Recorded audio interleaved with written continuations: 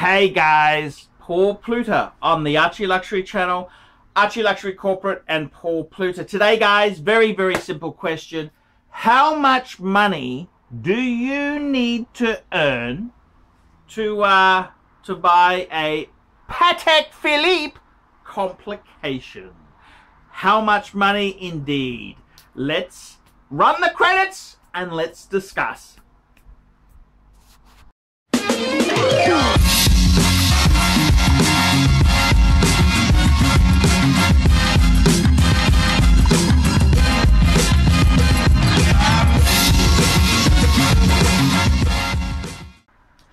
Okay, how much do we need to earn to buy a Patek Philippe? Well, the answer is, my friend, you don't need to earn anything. You can be unemployed. As long as you have the readies, you can buy whatever watch you shall wish to own. Now, this is a bit of a guide, and I want to talk about this as somebody who's owned several complicated Patek Philippe's. I've had the, what have I had? I've had the annual calendar, that's the 5035, and I've owned a couple of World Times 5110s. I've had two, a white gold one, and I've currently got a yellow gold one. So guys, how much money do you need to earn? How much money do you need to earn to buy a complicated Patek Philippe? Very good question. Very good question. And look, I'm using some standard ideas here. When you quick wristwatch checks whilst I'm making this video, I'm wearing a Breitling Super Ocean. So, I want to give this as a bit of a guide. How much do you need to earn to buy a Patek Philippe Complication? And I gotta be honest with you, this is, I mean, as long as you got the money in this thing we call a democracy, freedom, we can do whatever we want. We can eat beans and rice every day, save up enough money to finally buy a Patek Philippe. But realistically, this is a guide for people who want a bit of guidance and who would be listening to my opinion. So that's why I'm making this video. I'm making this video as a guide to people who really want to know this answer.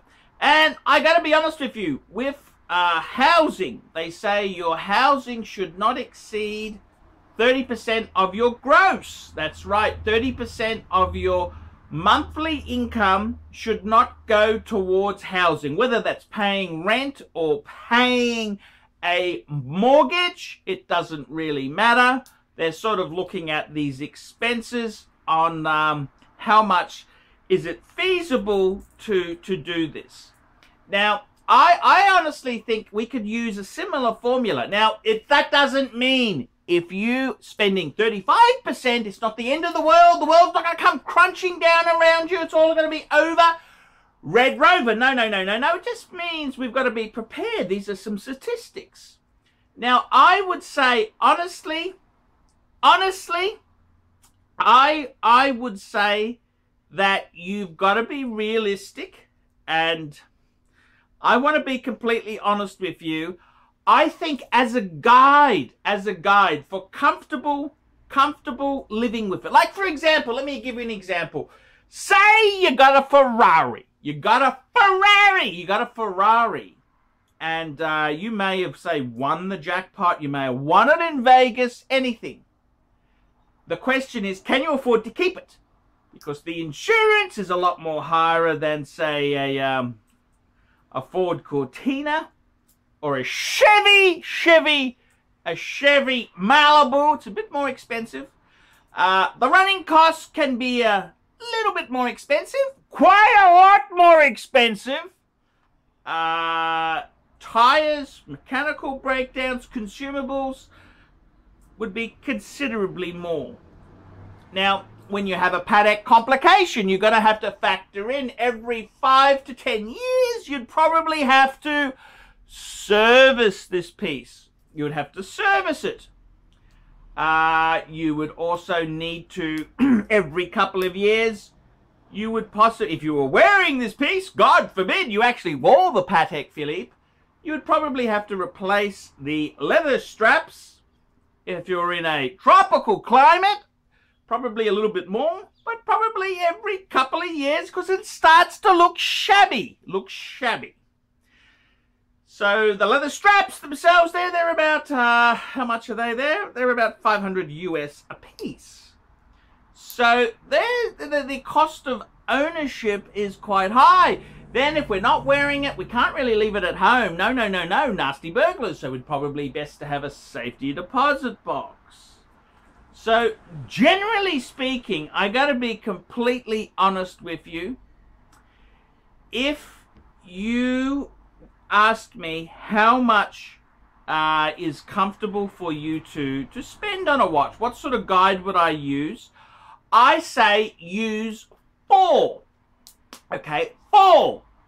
And what that means is, if, for example, the wristwatch itself is like, say, a Rolex, a Submariner, well, it may cost, in Australia, a Submariner would probably cost you, a no-date sub would probably cost you just under the 10,000.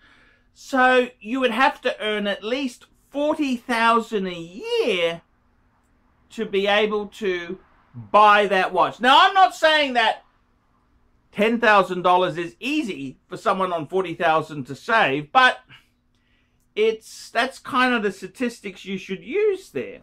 So in the case of a Patek Philippe, a complication, let's take the world time in my country. Now this is an international thing too.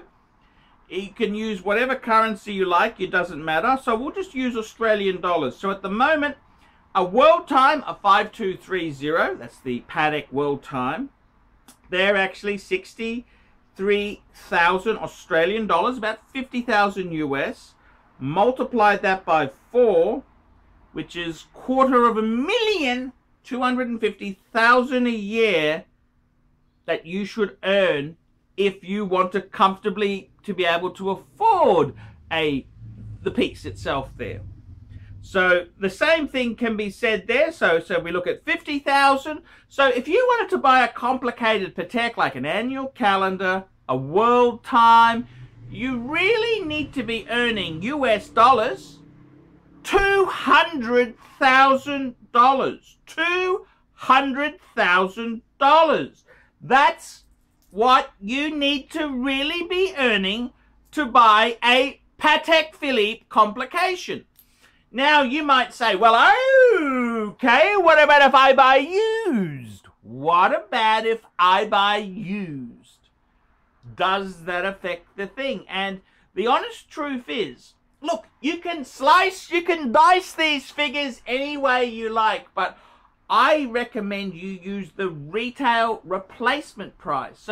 So even if you were to look at, say, an annual calendar, and instead of looking at a 5146, which is a current model annual calendar, you look at a 5035, I would still say let's use current retail replacement price, because we may have bought a cheaper annual calendar, but the service costs are in line with the retail price. It's like you could buy a Mercedes-Benz S-Class quite affordably. However, the servicing, the brakes, the tires are like a $100,000, $200,000 car. So I always think it's safer to use retail. So what that means is a basic Patek Philippe, let's have a look at that, a basic Patek, like a 5196, 5296, which is an automatic version. In Australia, they're about 30,000, times that by 420,000 smackaroonies. That's the sort of money you should be earning before you buy one of these pieces. That way there you can safely afford the upkeep, the need to replace the straps, any servicing that's needed. That's I think is the comfort zone. So multiply by 4.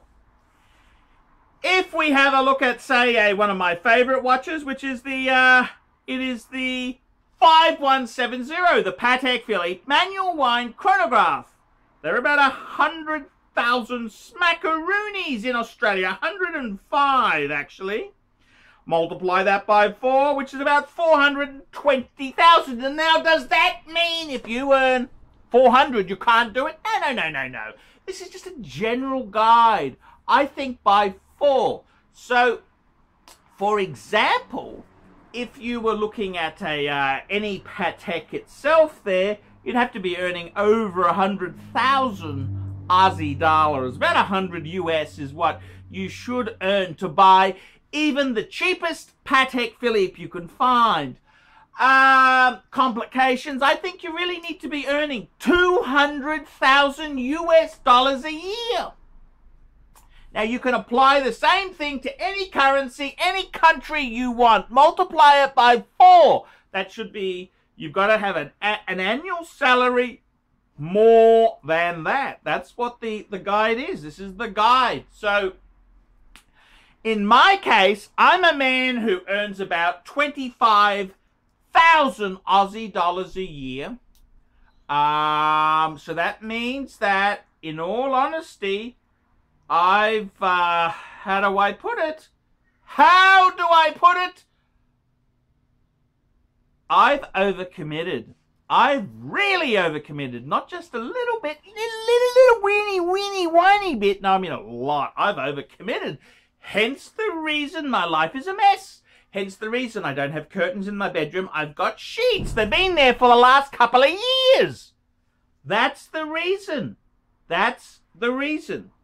So my advice to you is multiply it by 4.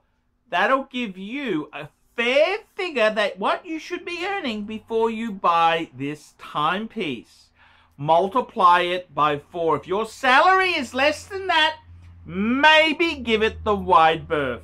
In the case of this beautiful Breitling Super Ocean, well, the retail price in Australia is 6,400. 6,400 multiplied by 4. 6,400 multiplied by 4 is 25,000. So I could possibly, that would be okay. So guys, that's how the formula works. Tell me what you guys think. Tell me what you think. I'm Paul Pluter.